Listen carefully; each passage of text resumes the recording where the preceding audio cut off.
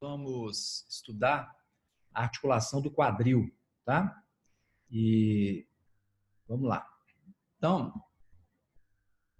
a articulação do quadril também a gente chama de cintura pélvica, tá? Então, o que é a cintura pélvica? Cintura pélvica é toda essa estrutura que a gente chama de bacia, né? Então, nós temos uma série de músculos aí, de movimentos, uma série de ossos que formam a nossa bacia, tá? Dá uma interrompidazinha só para poder... Aqui.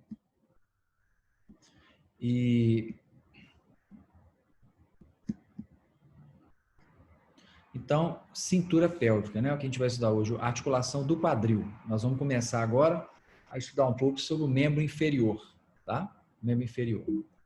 Então, vamos lá. Então, a gente fala, então, cintura pélvica, toda essa estrutura que vocês estão vendo aqui é formada por 3 ossos: o ilho, o isquio, o isquio e o pubis. São esses 3 ossos que, na criança, eles são soltos, não são soldados. E com o passar do tempo, esses ossos vão se solidificando e formando uma hemipelve. E aí a gente tem, então, isso seria a cintura pélvica. Quando a gente fala de quadril, a diferença de quadril é que o quadril são as articulações que estão aqui na pelve. Então é errado eu falar o quadril. O quadril é isso aqui, ó. Não é a pelve. A pelve é todo esse conjunto de estruturas que envolve o sacro, que envolve o ilho, que envolve o pubis, que envolve o isco, que envolve a sínfise púbica, que envolve o sacro. Então tudo isso aqui a gente considera como pelvis, tá? E essa pelvis, então, ela é formada por 2 hemipelves. E ela tem, diferente do ombro, a gente viu o ombro, é uma articulação que tem muito movimento, ela é muito móvel. O quadril, por sua vez, a característica principal dele não é a mobilidade, é a estabilidade. Você tem o acetábulo, que é esse encaixe aqui da bacia, onde vai encaixar aqui o fêmur. Então, é uma estrutura de muita estabilização, de muita estabilidade. A gente tem potentes músculos que estabilizam essa região. A gente tem uma série de estruturas ligamentares. Então, é uma estrutura realmente muito forte aí, que dá conta de suportar muito peso. Então, se a gente fosse falar o ombro, que a gente já estudou, ele é mobilidade, enquanto que o quadril é estabilidade, a característica principal dele, tá? Então, essa parte ela tem funções orgânicas, porque ela protege, né, os órgãos reprodutivos que ficam dentro dessa bacia. Ela tem funções mecânicas, porque ela transfere força do membro inferior para o membro superior e vice-versa. Ela é um local onde você tem transferência de muitas forças e também ela ajuda na absorção de muitas forças. Então, ele tem funções mecânicas e funções orgânicas. E ele tem uma importância grande na gravidez, né, no parto, nas lesões também. Existem várias lesões que acometem aqui a pelve. Sínfisite púbica, que é a inflamação dessa parte aqui, dessa sínfise. Você tem dores na articulação sacroiliaca, você tem dores no quadril, né? Você tem dores nessa região da transição entre a região lombar e a região sacral. Então, você tem aqui vários processos que vão gerar aí várias patologias e vários problemas para as pessoas, tá? Essa função, então, mecânica, tem a ver com a dissipação e a absorção de cargas. Toda vez que você salta numa perna só, você tem um certo movimento da sínfise, da bacia. Então, você tem um movimento acontecendo ali em várias regiões para justamente amortecer a pelve. Toda vez que você corre, a bacia cai um pouquinho para amortecer o impacto, você tem um pouco de adução do quadril. Então, são movimentos que acontecem justamente para absorver os impactos das corridas, por exemplo, dos saltos. E você tem também a região em que você tem transferência de forças. Então, as forças do membro inferior são transmitidas para cima, são absorvidas também pela sacroiliaca, mas também as forças do membro superior, elas vêm descendo e são transferidas também para as estruturas aqui descendentes. Então, a gente tem absorções de impacto ascendentes, absorções de impacto descendentes, tá? Então, ela tem essa função mecânica importante.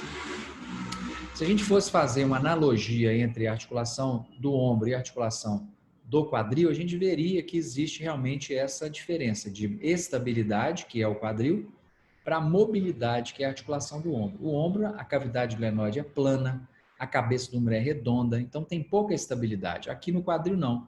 A cabeça do ombro é redonda, a cabeça do fêmur é redonda e o acetábulo ele é meio côncavo, então ele encaixa bem a cabeça do fêmur, formando ali um processo de bastante estabilidade para a articulação, tá? Então tem essa característica.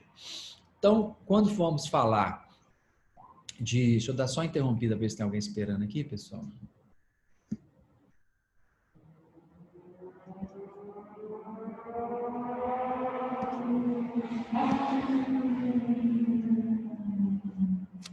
Opa, peraí só um pouquinho.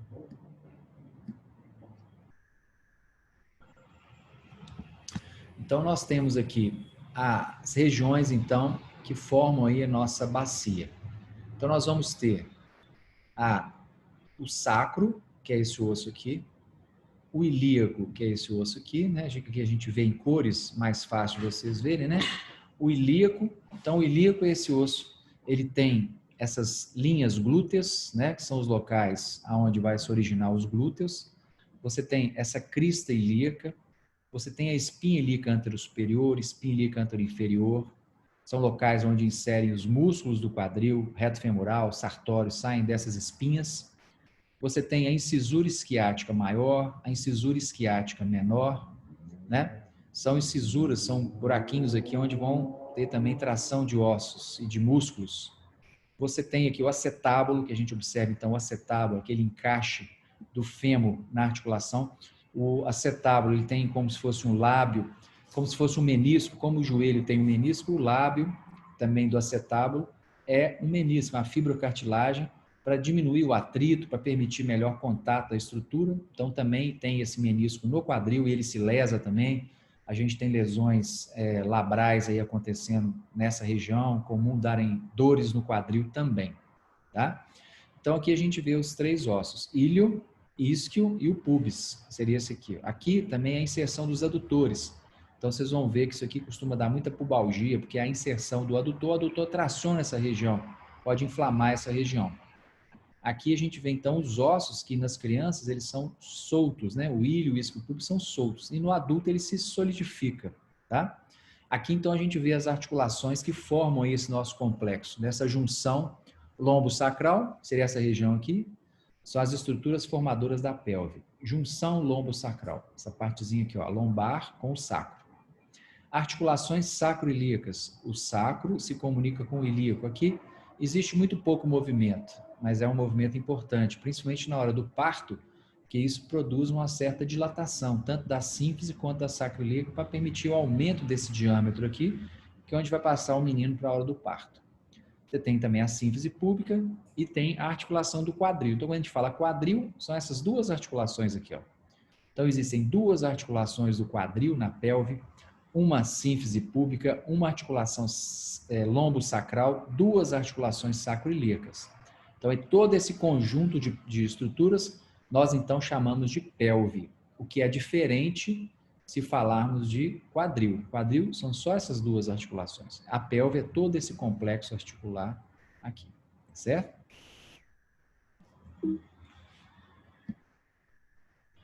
E as articulações, então, sacroiliacas são essas articulações formadas pelo ilíaco e o sacro, como a gente viu.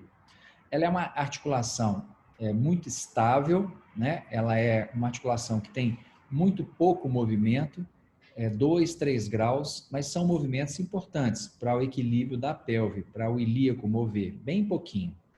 Essas estruturas, com o desenvolvimento, à medida que o indivíduo vai ficando mais velho, essa articulação sacroiliaca, ela se solidifica, então a gente tem o que a gente chama de anquilose. O que é a anquilose? A anquilose é o colabamento dessas articulações, elas se unem, elas ficam unidas, então você perde o poder de movimentação, você fica mais rígido por causa disso. É comum acontecer isso, uma anquilose dessa articulação.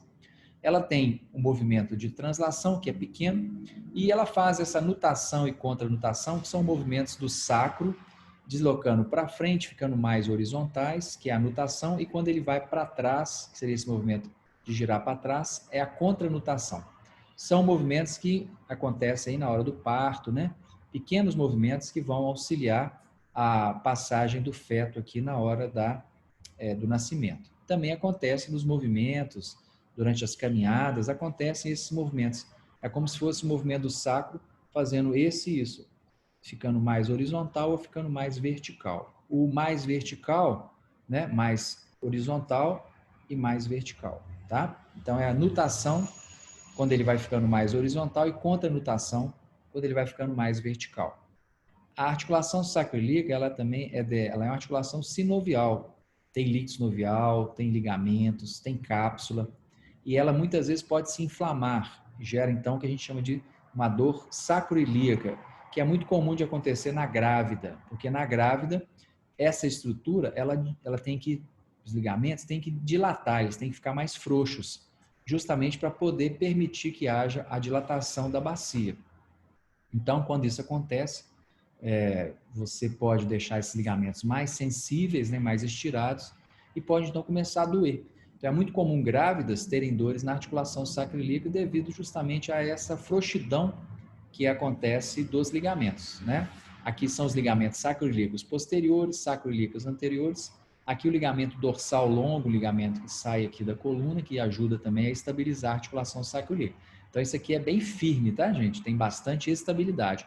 Por isso que eu falei com vocês que a pelve e o quadril, a prioridade dele é estabilidade, é rigidez, para permitir a absorção de impactos, transferência de forças, tá? É uma articulação, então, bastante forte.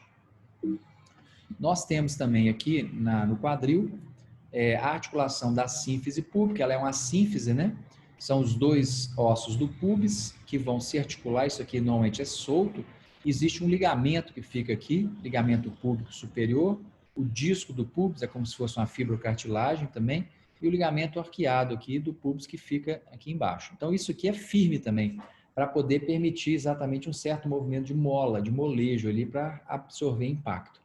E é muito comum acontecer um atrito excessivo, um lado mais fixo e o outro mais móvel. Isso começa então a afrouxar esse ligamento aqui, e esse ligamento frouxo, ele vai então permitir que haja movimento ali. Então vai atritando e isso vai gerando uma degeneração da cartilagem que a gente tem aqui. A gente chama isso de osteite púbica. Gera também uma dor na região do pubis. Só que é uma alteração óssea, devido justamente a esse atrito que acontece ali na região do nosso pubis, devido à frouxidão dos ligamentos que existem ali. Geralmente por movimentos unilaterais, muita chute no futebol, lutas ou mesmo balé, pode acabar afetando esse ligamento, deixando esse ligamento mais frouxo, deixando esse ligamento menos rígido, com menos poder de estabilidade. E aí a gente vai para a nossa articulação realmente do quadril, né? Ela é uma articulação que a gente classifica como esferoide e triaxial, porque ela tem 3 graus de liberdade de movimento, né? Ela faz flexão, faz extensão, faz adução, abdução, rotação interna e rotação externa. Ela também tem um forte suporte ligamentar, então nós temos os ligamentos que vão reforçar a cápsula articular, ligamento iliofemoral, que é esse ligamento aqui, ó, ligamento iliofemoral, sai do ilio e vai para o fêmur, ligamento pubofemoral, sai do pubis e vai para o fêmur, e na parte de trás, o ligamento isquiofemoral, que sai do isquio e vai em direção ao fêmur. Esses 3 ligamentos, então, eles são reforços aí para a nossa cápsula articular, que é essa estrutura que fica saindo do acetábulo, indo até ali o fêmur para poder unir os 2 ossos. Aqui a gente vê, então, o ligamento que a gente chama de ligamento redondo da cabeça do fêmur, é um ligamento que está aqui, né? Ele fica prendendo o acetábulo ao fêmur, aqui tem irrigação, é um ligamento importante na artrocinemática do quadril, tá? E isso, então, gera a nossa articulação do quadril. Aqui, gente, esse local também a gente considera como colo do fêmur. É nesse local que a gente vê muitas fraturas, principalmente nas pessoas mais idosas, que já têm um certo grau de osteoporose, já tem um certo grau de desgaste das articulações, então é comum a pessoa ter fratura nesse local. Ou, às vezes ela quebra e cai, ou então ela cai e quebra. É comum acontecer isso também. Assim, a pessoa mais idosa já tem ali uma degeneração, já tem uma osteoporose, e às vezes o osso, como essa região é uma região mais frágil, pode acontecer a fratura desse osso e depois, aí a pessoa cai. Então, primeiro a fratura e depois a queda. Ou então, mesmo por uma queda, a pessoa pode acabar apresentando essa fratura. É um local muito comum, principalmente nas pessoas idosas.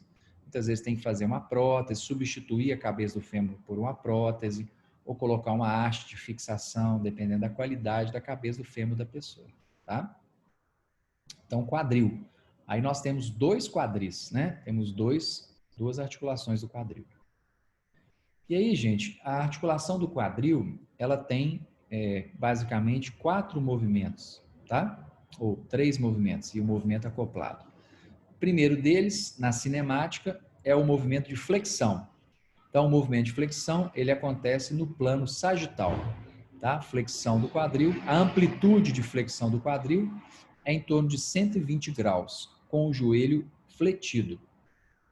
Com o joelho esticado, essa amplitude diminui, porque o isquiosural que está aqui atrás vai limitar a flexão do quadril. Os isquiosurais limitam a flexão do quadril, e aí quando você dobra o joelho, você vai ter a diminuição da tensão dos isquiosurais, daí a amplitude é 120 graus. Com o joelho esticado é menor, tá? Então você vai ter um estresse aqui no glúteo máximo, no alongamento do glúteo máximo e um alongamento da cápsula inferior, né? E uma certa tensão do ligamento ilio-femoral, tá? O movimento de extensão, né? O movimento de extensão, ele é um ligamento, um movimento de extensão, a amplitude dele é em torno de 20 graus quando o joelho está dobrado. Quando o joelho esticado. Quando o joelho dobrado, diminui por causa da tensão do reto femoral, que é o músculo que a gente tem aqui na frente, que sai da espinha ilíaca anterior-inferior e vai até o joelho. Então, ele passa também pelo quadril, daí ele limita a extensão do joelho. Quando você faz a extensão, você alonga o psoas, você alonga o ligamento ilio-femoral, tá? Então, movimento de extensão do quadril, amplitude em torno de 20 graus, certo? E eu posso também, gente, fazer esses movimentos estando sentado, né? Eu posso fazer flexão do quadril quando a perna sobe ou quando a bacia gira. Então, se eu estou sentado e faço uma antiversão pélvica, uma inclinação da pelve, né? Isso vai produzir, então, um aumento da minha lordose. Isso diminui o ângulo entre o fêmur e a minha bacia. Então, eu falo que esse movimento é o movimento de flexão do quadril, que vai gerar um giro pélvico anterior. Então, eu falo esse movimento também, movimento de antiversão da bacia ou do quadril, tá? E quando eu volto e jogo a minha bacia para trás, eu faço o que eu chamaria de retificação da lordose, e isso me gera um movimento de retroversão da pelve, e o quadril fez um movimento em que aumentou esse ângulo aqui, então houve uma extensão do quadril. Então eu posso fazer flexão e extensão em cadeia cinética aberta ou em cadeia cinética fechada. A amplitude é em torno de 30 graus para a antiversão, com a antiversão da pelve, a lordose aumenta, e a amplitude retroversão, que é girar a pelve para trás, a amplitude diminui, vai para 15 graus e a coluna retifica, ela fica reta, tá? Então aqui eu tenho o giro pélvico anterior e aqui o giro pélvico posterior, que são sinônimos de extensão ou flexão. Giro pélvico anterior, sinônimo de flexão, giro pélvico posterior, sinônimo de extensão. Certo? Então, esse seria um movimento no plano sagital, que é a flexão e extensão. Movimentos agora, gente, no plano frontal. Então, no plano frontal, eu vou ter movimentos, então, de abdução, de abertura da perna e de fechamento da perna. Tá? A abdução é quando eu abro, a amplitude é em torno de 40 graus. Lembrando que esse movimento é realizado no plano frontal. Tá? Então, eu vou ter abdução do quadril, abdutores trabalhando, tá? E aí, eu vou ter um alongamento aqui do adutor, tá? E aí, a amplitude é em torno de 40 graus. A Professor, Oi? Fala, vou Matheus. interromper, mas é que mandaram num grupo Ah, que tem alguns alunos de fora. eu vou botar para entrar aqui, só um minutinho. Desculpe interromper. Nada, sem problema nenhum.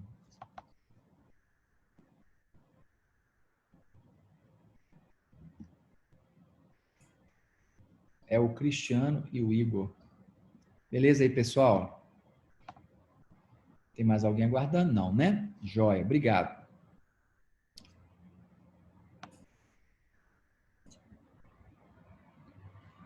Isso.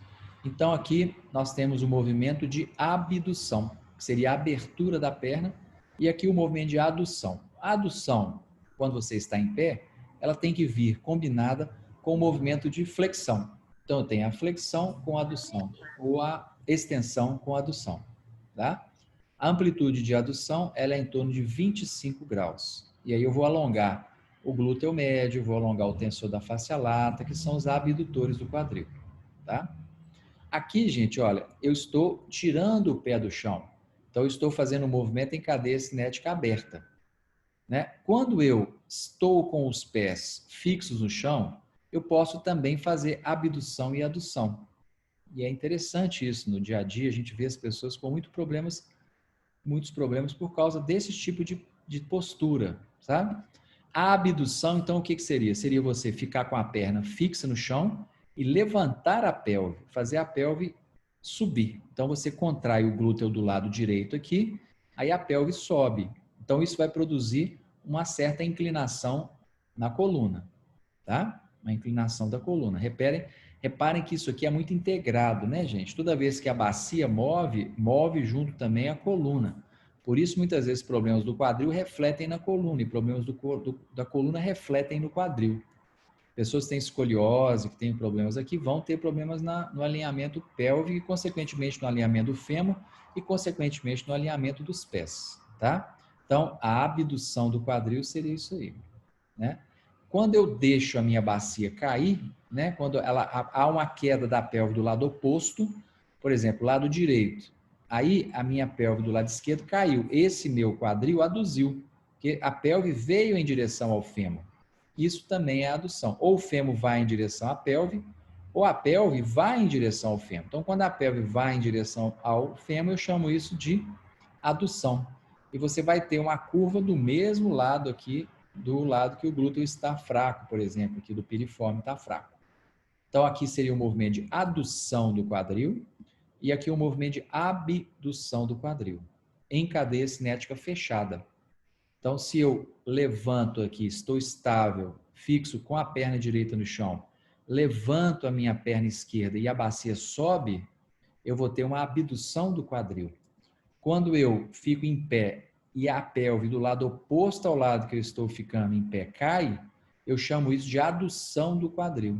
Então, tem muitas pessoas que param em adução, que não percebem, e acabam parando dessa maneira aqui, com a perna mais caída, com a bacia mais caída. E isso vai levando a consequências no glúteo, vai levando a estiramento do glúteo, vai levando a encurtamento do adutor, que você acaba tendo um processo de adução do quadril, que vai alongar os abdutores e vai encurtar os adutores, gerando, então, problemas nos músculos, na marcha, na corrida.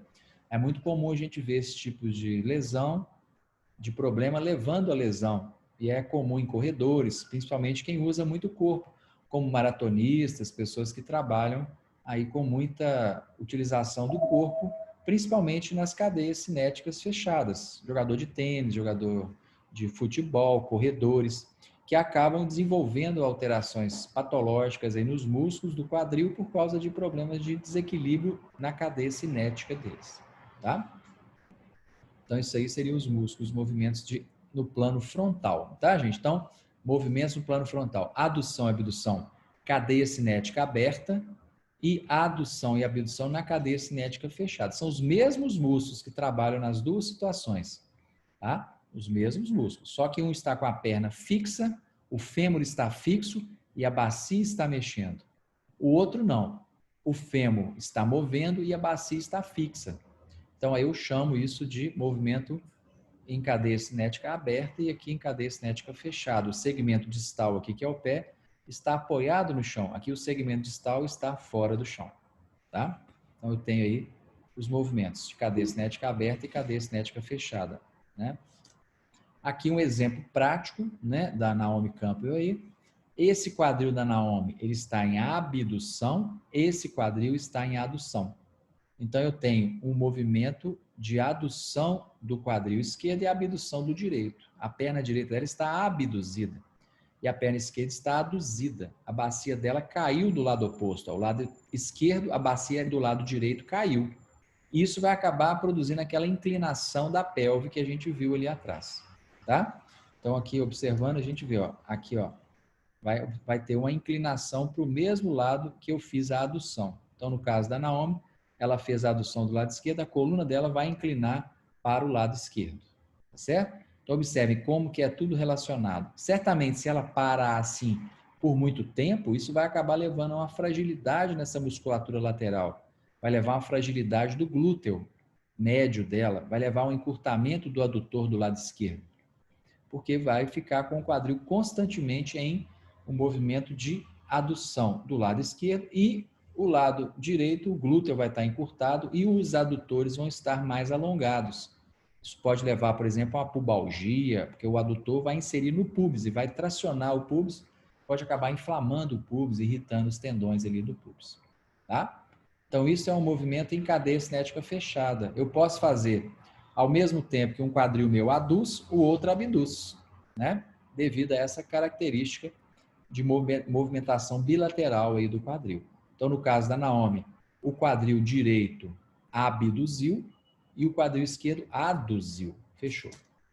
Tá certo? Então, é outro movimento aí também importante do nosso quadril. E aí, gente, o outro movimento que nós temos é o movimento realizado no plano transversal. Como eu falei com vocês, a articulação do quadril, ela é uma articulação que tem movimento triaxial. Ele é responsável por fazer movimentos nos 3 planos e nos 3 eixos ao mesmo tempo. Então, movimentação triaxial, né? Já que nós vimos, tem a flexão, a extensão, a adução, a abdução, agora fica faltando o movimento do plano transverso, que são as rotações. Então, no quadril eu vou ter rotação externa e rotação interna. A rotação externa, gente, ela acontece quando você está em pé, a bacia, né? Aqui, ó, ficou parada, o fêmur girou para fora. Vocês vão ver aqui, o fêmur está aqui e o pé da pessoa rodou para fora. Então, isso é rotação externa do quadril, tá? Quando nós, então, fazemos virar o pé para dentro, eu chamo isso de rotação o quê? Interna.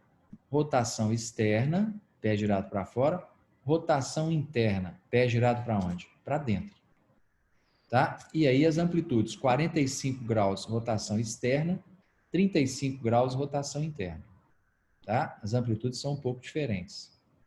A gente vai ver os músculos que vão fazer isso, né? E aí eu vou ter a possibilidade também, como existe a gente viu nos outros movimentos, do pé estar fixo. Então, quando o pé está fixo, eu vou então rodar a pelve, né? E aí vai ter uma rotação externa. Então eu chamo isso de rotação externa, a amplitude é de 15 graus. O fêmur não mexeu, você está com o pé apoiado no chão. E você então gira o seu corpo e faz a rotação externa. Você está girando para o lado contrário ao lado que você apoiou o pé. Então, se eu apoio do lado direito, quando eu giro a minha pelve para o lado esquerdo, eu estou então fazendo a rotação externa do quadril direito. A rotação interna é a mesma coisa, o pé está fixo no chão, tá? Fixado, e aí você vai ter então um giro, né, para o lado, né, o lado direito, vamos supor, eu rodo o meu corpo também para o lado direito. Então isso é a rotação o quê? Interna do quadril, né? Aqui o pé mexeu, aqui o pé movimentou, e aqui a bacia movimentou sob um fêmur que está fixado no chão. Aqui você está em cadeia cinética fechada e aqui você está em cadeia cinética aberta, tá? Então aqui o pé rodou para fora, aqui o pé rodou para dentro. Rotação interna, rotação externa. Aqui o pé está fixo, repare que ele não rodou, mas a bacia ela girou para um lado e aqui o pé está fixo, a bacia rodou também em direção ao pé. Então aqui, rotação interna do quadril e aqui, rotação externa do quadril. A rotação externa do quadril é quando você gira o seu corpo para o lado contrário ao lado que a sua perna está fixada. Já a rotação interna é quando você gira o seu corpo para o lado da perna que está fixada. os dois têm uma amplitude de 15 graus, tá? Se você rodar mais, você vai ter que rodar, então a coluna vai transferir o movimento para outras partes aí do corpo que não essas que estão aí, tá? Então, rotação externa, rotação interna, em cadeia cinética aberta e em cadeia cinética fechada. Tá certo? Então, temos aí todos esses músculos aí que a gente estudou, né? Uma coisa que nós vamos ver também é o que a gente chama de ritmo lombopélvico. O que é o ritmo lombopélvico? É o equilíbrio entre a movimentação da bacia e do quadril, com o fêmur e a coluna, tá? Então, aqui você observa, olha, um ritmo lombopélvico bom, em que o indivíduo tem uma boa flexibilidade dos músculos posteriores da coxa. Então, o que vai acontecer aqui? Vai descer, né? Os isquiotibiais vão ceder e você vai girar a sua pelve. Então, vai girar a pelve anteriormente. E aí vai haver, então, um movimento pequeno de flexão da coluna. Aqui você tem os isquios surais, os isquios posteriores da coxa, muito duros. Então, o seu quadril não vai fazer flexão. Não vai haver flexão, que é o giro anterior da pelve. Então, o que vai acabar acontecendo? A coluna lombar e a coluna torácica vão ter que mexer mais para compensar a falta de movimento que tem no quadril. Então, aqui nós temos uma limitação do movimento de flexão do quadril, porque o isquio sural é um extensor do quadril. Então, ele vai limitar a flexão, porque ele está muito curto, ele está muito rígido, não deixando haver a movimentação correta. No caso desse aqui, da letra C, a pessoa tem excesso de flexibilidade dos isquios surais. Então, o que vai acontecer? Ela vai movimentar, ela vai girar muito a pelve anteriormente e vai haver uma retificação da coluna torácica. E aqui ela tem um aumento da cifose torácica. E essa tem uma distribuição adequada, em que há como se fosse uma preservação das curvas, né? Com um pouco de retificação. Aqui, muita cifose, aqui, muita retificação da cifose. Então, seriam movimentos que a gente observa o acoplamento das cadeias cinéticas do tronco com o membro inferior. Aqui, uma flexibilidade excessiva da cadeia posterior aqui na perna, com uma extensão da coluna. E aqui uma limitação de amplitude de movimento da cadeia posterior, com compensação por um excesso de flexão da coluna torácica e também lombar, que pode, com o passar do tempo, levar a estresse no disco intervertebral, que vai sendo excessivamente estressado por esse trauma em flexão excessiva da coluna torácica e lombar. Tá? Então, isso a gente chama de ritmo lombopélvico. O ideal é você ter um equilíbrio entre a pelve e o fêmur para que haja uma boa distribuição de cargas entre a sua coluna e o seu quadril. Tá? Então, a gente chama isso de ritmo lombopélvico. Tá? A coluna, gente, como eu falei com vocês, ela é muito estável. E ela, para ficar estável, ela depende de uma forma que vai dar estabilidade para ela, que é esse, como se fosse um encaixe aqui da articulação sacroiliaca, né? E também tem a força dos músculos. Então, essa forma, junto com os músculos que criam força de compressão, vão favorecer ao aparecimento, então, de uma estrutura bastante importante, no caso, que é o equilíbrio da articulação sacroiliaca. Então, nós temos equilíbrio da articulação sacroiliaca à medida que a gente tenha força e também dos músculos e também o encaixe articular, que vai dar uma certa estabilidade para a nossa articulação do quadril. Então, por isso é que a articulação do quadril se estabiliza bem, que além da forma de encaixe da sacroiliaca, você tem também os músculos que produzem força de compressão. Os músculos são vários, que dão estabilidade para a coluna. Essa estabilidade, então, ela é gerada pelos músculos do quadril, como o glúteo e a banda iliotibial, o transverso, o grande dorsal, que criam forças de estiramento, estabilizando aqui a articulação sacroiliaca. E também forças dos oblíquos do abdômen, do reto abdominal, que também ajudam na estabilidade da articulação sacroiliaca e do quadril e da pelve. Então, esse tracionamento dessas forças acaba estabilizando a articulação sacroiliaca e a bacia, tá? Aqui a gente vê, então, as ações musculares. A antiversão pélvica, quando eu aumento a minha lordose. Então, quem trabalha são os flexores do quadril e os extensores da lombar. Então, eu estendo a lombar e flexiono meu quadril. E o contrário, que é a retroversão pélvica, eu utilizo os meus flexores do tronco, que são os abdominais, e os meus extensores do quadril, que são o glúteo e os isquiosurais. Tá? Então, eu utilizo na antiversão pélvica os flexores do quadril associados aos extensores da lombar. Na retroversão pélvica, os extensores do quadril com os flexores da lombar. Então, esse movimento, aquele movimento de báscula que nós temos na pelve, nós chamamos então de antiversão e retroversão pélvica. Então, é todo aquele conjunto da bacia se movimentando, todo aquele conjunto da bacia se articulando ali, produzindo então os vários movimentos aí estáticos, né, em termos do fêmur que está parado e está tendo o movimento da bacia sobre o fêmur que está estático, que está estabilizado, tá? Antiversão e retroversão pélvica. E aí, pessoal, nós vamos observar então os vários tipos então de músculos que vão realizar esses movimentos. Então eu tenho aí vários músculos que realizam esses movimentos no quadril e esses músculos eles vão dependendo de o posicionamento deles em relação ao eixo, eles podem fazer, no caso aqui olhando no plano sagital, os músculos que estão anteriores ao quadril são os músculos flexores do quadril. Então, você tem aqui, por exemplo, reto femoral, sartório, tensor, iliopsoas. A gente vai estudar os adutores, o reto femoral. Você tem os músculos extensores, estão passando posteriores ao eixo, glúteo médio, glúteo máximo, isquiosurais, adutor magno, a parte posterior dele é extensor. Então, isso a gente vai estudar, tá? A gente vai estudar os músculos que trabalham nos movimentos do quadril, nesses movimentos que eu fiz para vocês, tá? Então, passou anterior ao eixo, no caso o eixo no plano sagital, é flexor. Passou posterior é extensor. Então o que nós vamos fazer, gente? Do mesmo jeito, no plano frontal, aqui é o eixo, né?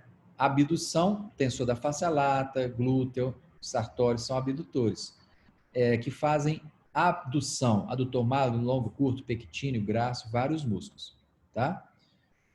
E no caso, no plano transverso, o eixo aqui, os músculos que fazem rotação externa e os músculos que fazem rotação interna, tá? Rotação externa do quadril, rotação interna do quadril. Quando está anterior ao eixo, rotação interna. Posterior ao eixo, rotação externa.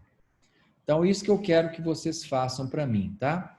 Eu quero que vocês trabalhem para a gente poder, como a gente fez com o ombro. Então, eu vou pedir que vocês façam para entregar também um trabalho. Vocês vão pegar todos esses movimentos que a gente viu, flexão, extensão, adução, abdução, rotação interna e rotação externa, e vocês vão colocar os músculos que fizeram ou que fazem esses movimentos, procurem isso e mandem para mim no e-mail, e na próxima aula eu vou passar aqueles nossos bonequinhos com os vários grupos musculares que fazem os movimentos que a gente falou hoje, tá? Flexão, extensão, adução, abdução, rotação interna e rotação externa, tá?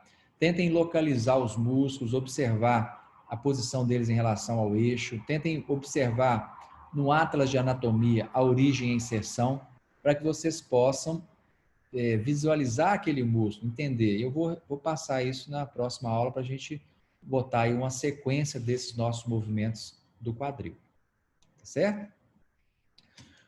Para terminar, gente, já está dando nossos 40 minutos aí, existem uma, chamada no quadril, uma inversão de ação muscular. Como os músculos do quadril têm muita amplitude, é muito frequente a gente ver que os músculos podem auxiliar, né, nos movimentos.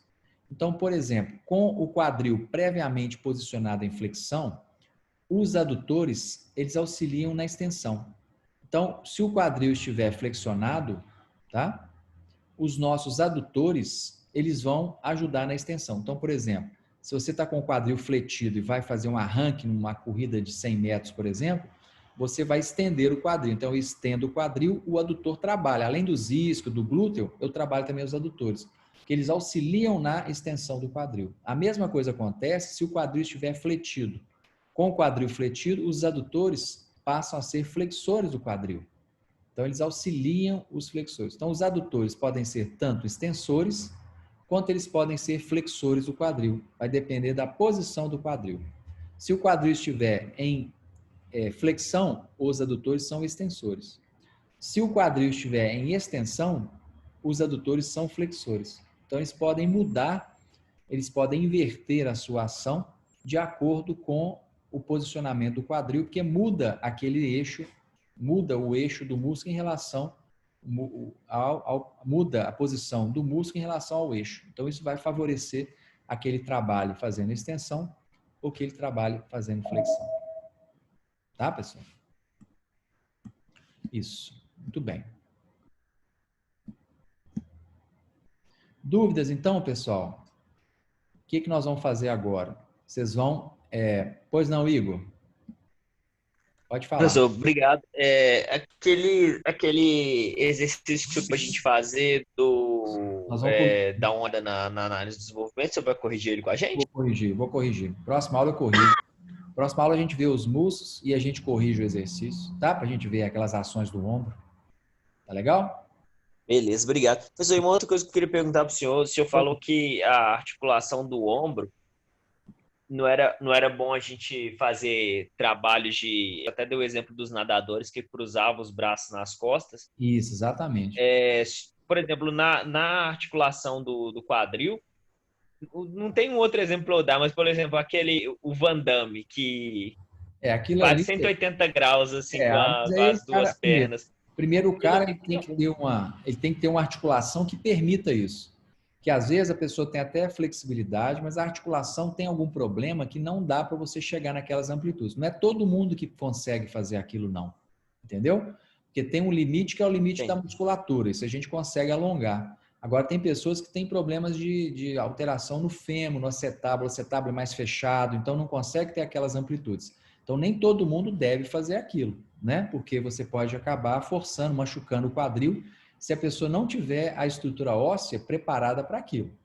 Mas você pode chegar naqueles graus, dependendo se você fizer muito, por exemplo, bailarina, você pode ter instabilidade também no quadril. É mais raro, porque tem mais cápsula, tem mais ligamento, tem músculos. Mas tem pessoas que têm lesões daquele ligamento redondo, aquele ligamento que fica ali na cabeça do fêmur, e cria certa instabilidade do quadril. Tem pessoas que têm o contrário, tem pessoas que têm o acetábulo mais raso. E aí a pessoa tem hipermobilidade. Do mesmo jeito que tem hipermobilidade no ombro, você pode ter hipermobilidade no quadril. Aquelas pessoas que conseguem fazer abertura com muita facilidade. Então isso às vezes acontece também por um problema na articulação, na forma da articulação. Ou ela é muito fechada e limita as amplitudes, ou ela é muito aberta e rasa e dá muito movimento. As duas fazem mal, entendeu? Então nem todo mundo deve trabalhar esse excesso de flexibilidade, principalmente se você já tem essa tendência. Se você já tem uma tendência a ter muita amplitude de movimento no quadril e fica forçando aquilo, você está forçando uma coisa que já é frouxa. Aquilo pode causar uma instabilidade e levar o seu quadril a se machucar. E o mesmo acontece naquelas pessoas que são muito duras, muito rígidas. Às vezes ela não consegue, não é porque ela não tem flexibilidade, às vezes ela não consegue porque ela tem um problema que chama impacto fêmur-acetabular. O fêmur da pessoa é mais fechado, ou tem uma bolinha, ou tem um fechamento maior do acetábulo. Às vezes o acetábulo, em vez de ser aberto, ele é fechado. Então isso limita as amplitudes. Se você fica forçando para fazer um Van Damme lá, você está moendo o quadril da pessoa. Entendeu? Entendi. Então, valeu, professor. Tem que ver se a pessoa tem capacidade para chegar naquelas ADMs ou se ela tem excesso dessas amplitudes. Tá legal? Beleza. Obrigado, professor. Valeu, pessoal. Então, próxima aula, pessoal, nós vamos ver os músculos